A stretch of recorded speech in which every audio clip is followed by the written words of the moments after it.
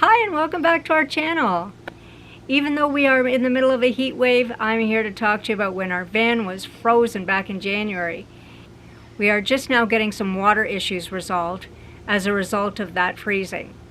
We are at Midwest Van Builders to see Jonnie. You know her as Jonnie's Journey on YouTube. She's the one and only person that we trust to deal with issues in our vans. Let's get into it.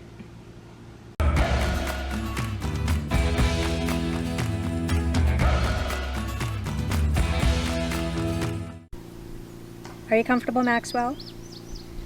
It's story time. In January, we were in Calgary, Alberta, and that's our home base. We were still living in the van because my condominium townhouse is rented out. A neighbor texted me and invited me to stay at her house because it was going to be extremely cold. And I told her that, no, we're comfortable. We've got heat and everything, we're fine. And the very next day, the water pump froze. So I decided, you know what, maybe we'll move into her house. When I say extremely cold, it was forecasted to be minus 40 degrees Celsius. I looked up the conversion for Fahrenheit and guess what? Also minus 40 degrees Fahrenheit.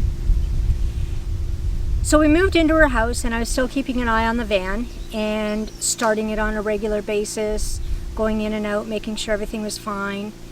And a couple days later, the heater stopped working. Well, the heater gets fuel from the gas tank. And so I think the cold, it just wasn't flowing properly. So the heater stopped working. Everything in the van was frozen. Apples on the shelf. I had turned off the refrigerator. Eggs inside the refrigerator were frozen. And even still a few more days later and the engine stopped turning over. So altogether, it took about 10 days for things to warm up and for me to be able to jump start the van and get the heater going again and that sort of thing. And when I examined things, the water pump was working, the water heater was working, but the water heater looked really bad. It had bulged out and some plastic end pieces were all cracked and broken. So that didn't look good, but it functioned. And of course the gray tank was half full and it froze. I put my gray tank in a kitchen sink to thaw and it's taking a very long time. It was about halfway full, but it's very solid ice. I've been trying to encourage it along with some hot water, but it's still taking a long time. Fast forward a few months and we're on the road in an entirely different part of Canada. It's summertime and I found that water was flowing out the back of the garage, and it took me a little while to get around to figuring out what the source was because I have to empty everything out of the garage and have to have a time and a place to be able to do all that. So climbed into the garage and found out that the water pump had a leak. So this needed to get fixed. Who am I gonna call? I'm gonna call Jonnie. So here we are in Missouri. Okay, so here's where we're at. The water heater has been taken out from these metal frames and the water pump has been moved from this location where you'll see all the black mold that has formed. Jonnie has reinstalled it up here off the floor where more warm air will be able to circulate around it, preventing freezing, hopefully. She's also going to insulate the wheel well, which will ideally keep this area warmer. Notice as well this piece of wood is very moldy and rotten. It needs to be replaced. It supports the water tank that is here. So still a lot of work ahead. This is the worst piece of wood that came out of the garage, all moldy and wet. You see that it's all split up and rotten. So it's already in the burn bin.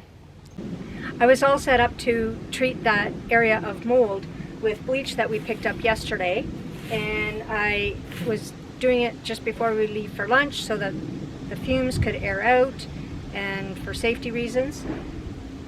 And then I was researching online about exactly the proportion of bleach and water and how to do this, and learned that for porous surfaces like wood, you're better off using peroxide because it soaks in better and is more effective that way. So I'm just going to spray this and let it soak in.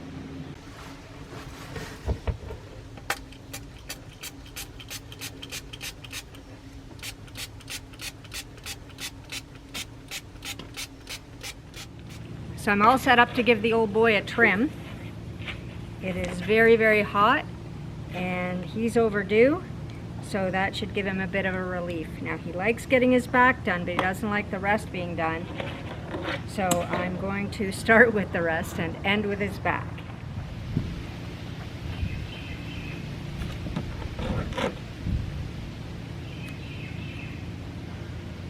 So I always did Daphne's trim at home because she had a lot of anxiety and it was less stressful for her.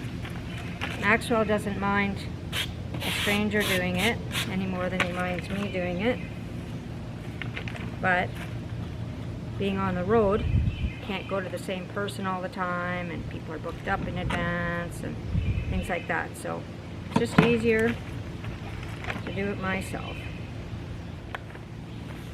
Alright, that's a good spot for you, Maxwell. Good.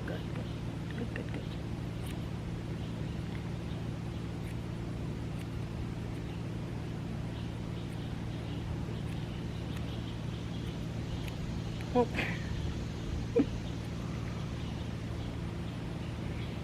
Yeah. Can you stay still? No? Let me do one half. Come on.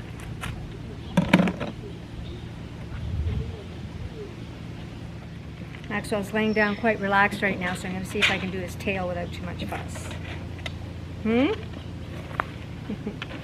Oh, sweet boy. I love you. I love you. Yeah, we're going to trim your tail, okay? I managed to do his face pretty good. Hey, cutie. Come on. Lie down. Lie down. You're okay. So much for the relaxing and doing your tail.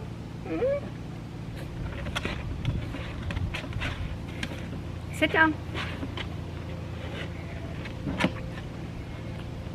boy. Good boy. Okay, come on.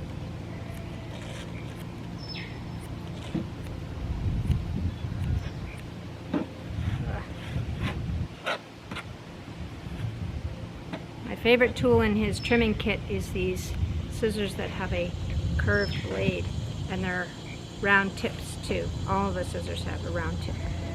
Whoop. Maxwell, you're not helping now. This is not helping. This is not helping. This is not helping. Do you want me to do your back for a bit? You're gonna let me do your paw. How about I do your paw?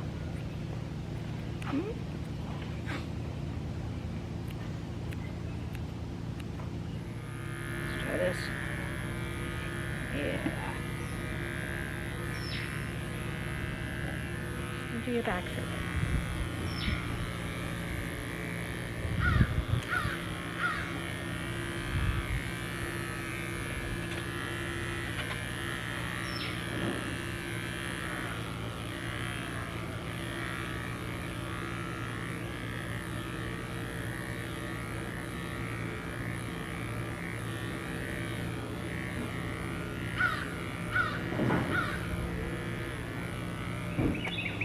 I think this boy's had about enough. Okay? Have you had enough? He might need a touch-up or two in the next couple of days, but I think we're all right. Okay, paw, right paw, right paw. Thank you, left paw. Good boy. Here you go. Here you go. All finished. Johnny's just going to move my van into the shop so that she can put the garage back together. out of the sun because it is a hot one out here.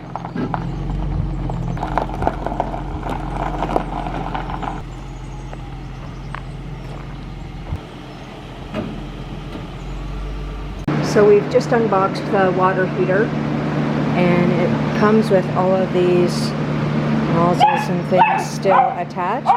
And that's Maddie saying hello. Yes, Maddie, we love you. You want someone to play with your turtle?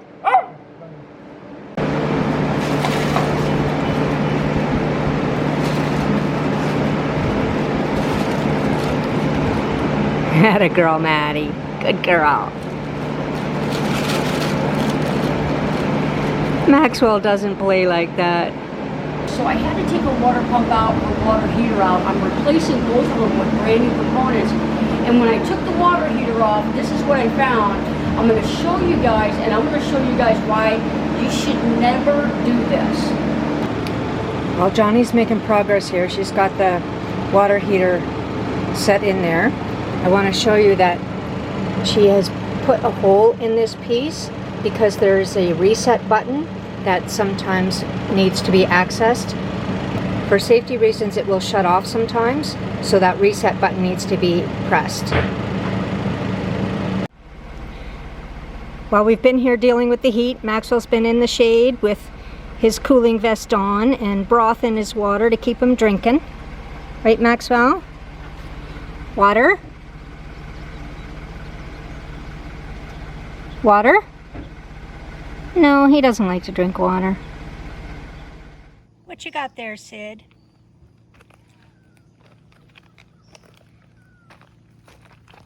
Hey? Oh, it's still alive, Sid. Don't lose it. Okay, so here's an update. We've got water in the water tank. We've got hot water heating properly now. Water is pumping without leaking. All is well, and Jonnie has been putting the garage shelves back in. These are the ones she built for me originally. That's some really important work finished, and we're all loaded up again, ready to go when it's time for us to leave. Thank you for joining us on this part of our journey. We'll see you again down the road.